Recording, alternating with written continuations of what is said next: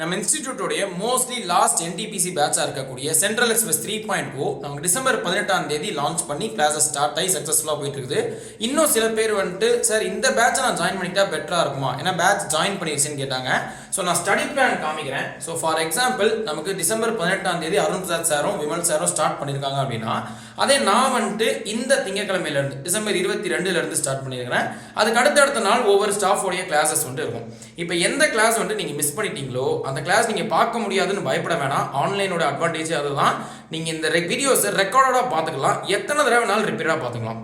Suppose இப்போ நீங்கள் 25ஆம் தேதி ஜாயின் பண்ணுறீங்கன்னா இதுக்கு முன்னாடி இருக்கக்கூடிய அந்த கிளாஸஸை ரெக்கார்டடாக நீங்கள் பார்த்துட்டு அதுக்கடுத்து 26ஆம் தேதியிலேருந்து லைவ் கிளாஸஸ். ஸோ எந்த டைமில் எந்த ஸ்டாஃப் என்ன சப்ஜெக்ட் எடுக்க போகிறாங்கன்னு தெளிவாக இருக்கும். ஸ்டடி பிளான் டவுன்லோட் பண்ணி தாராளமாக நீங்கள் வந்து யூஸ் பண்ணிக்கலாம். ஸோ செக் பண்ணி பாருங்கள்.